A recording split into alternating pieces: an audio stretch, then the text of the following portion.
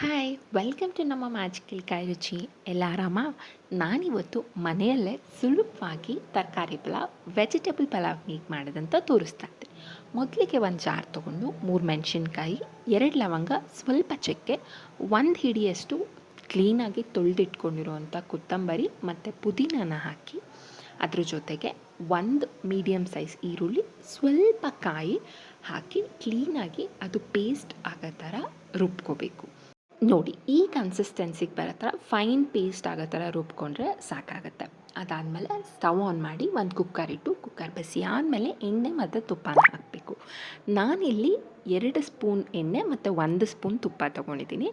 ಎಣ್ಣೆ ತುಪ್ಪ ಎರಡೂ ಬಿಸಿ ಆದಮೇಲೆ ಸಾಸಿವೆ ಮತ್ತು ಮಸಾಲೆ ಐಟಮ್ಸಲ್ಲಿ ಮೆಣಸು, ಚಕ್ಕೆ, ಲವಂಗ, ಜೀರಿಗೆ, ಏಲಕ್ಕಿ ಮತ್ತು ಪಲಾವ್ ಎಲೆನ ಹಾಕ್ಕೋಬೇಕು.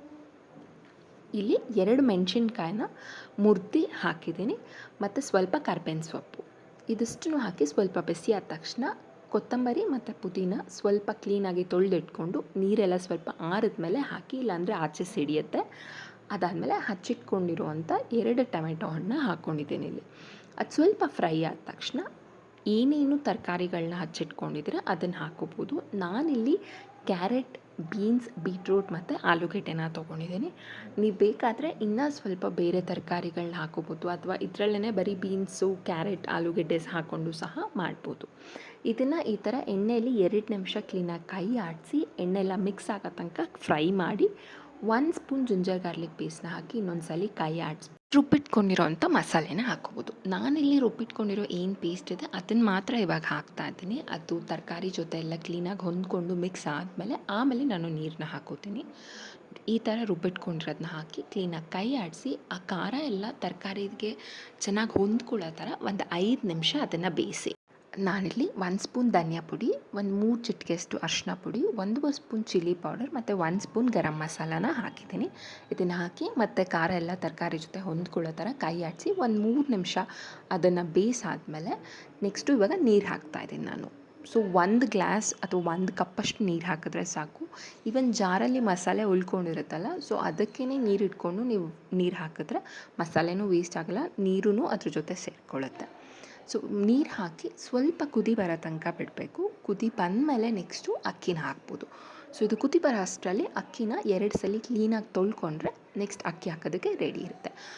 ನಾನಿಲ್ಲಿ 2 ಗ್ಲಾಸಷ್ಟು ಅಕ್ಕಿನ ತೊಗೊಂಡಿದ್ದೀನಿ. ಸೊ ನಾನು ಮೊದಲಿಂದ ಮೆಷರ್ಮೆಂಟ್ಸ್ ಎಲ್ಲ ಹೇಳಿರೋದು 2 ಗ್ಲಾಸ್ ಅಕ್ಕಿ ಹಾಕಿ ಪಲಾವ್ ಮಾಡೋದಕ್ಕೆ. ಸೊ ನೀವು ಎಷ್ಟು ಜನಕ್ಕೆ ಮಾಡ್ತಿದ್ದೀರ ನೋಡ್ಕೊಂಡು ಸ್ವಲ್ಪ ಹೆಚ್ಚಿಸ್ಕೊಂಡು ಮಾಡ್ಬೋದು, ಅಥವಾ ಇಷ್ಟೇ 2 ಗ್ಲಾಸ್ ಅಕ್ಕಿ ಹಾಕಿ ಮಾಡ್ತಿದ್ದೀರಾ ಅಂತ ಹೇಳಿದ್ರೆ ಈ ಮೆಷರ್ಮೆಂಟಲ್ಲಿ ಮಾಡಿದ್ರೆ ಸರಿ ಬರುತ್ತೆ.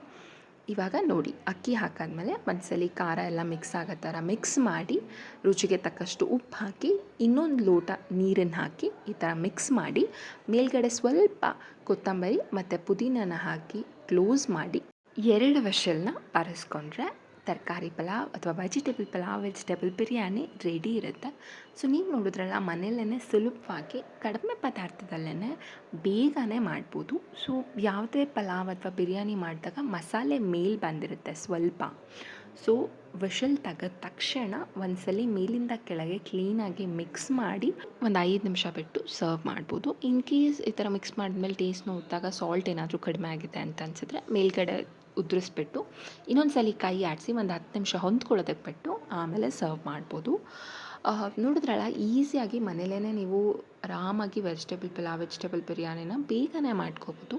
ಇದನ್ನು ನೀವು ಮೊಸರು ಗೊಜ್ಜು ಅಥವಾ ರೈತಾ ಜೊತೆ ಸಹ ಸರ್ವ್ ಮಾಡ್ಬೋದು. ಒಳ್ಳೆ ಕಾಂಬಿನೇಷನ್ ಇರುತ್ತೆ. ಇದು ಬ್ರೇಕ್ಫಾಸ್ಟಿಗೆ ಅಥವಾ ಲಂಚ್ ಆರ್ ಡಿನ್ನರಲ್ಲಿ ಮೇನ್ ಕೋರ್ಸ್ ರೈಸ್ ಐಟಮ್ ಆಗಿ ಮಾಡೋದಕ್ಕಂತೂ ಒಳ್ಳೆ ಡಿಶ್ಶು. ಈಸಿಯಾಗಿ ಕ್ವಿಕ್ಕಾಗೇ ನೀವು ಬೇರೆ ಐಟಮ್ಸ್ನ ಮಾಡಿಕೊಂಡು ಇದನ್ನು ಈಸಿಯಾಗಿ ಮಾಡ್ಬೋದು.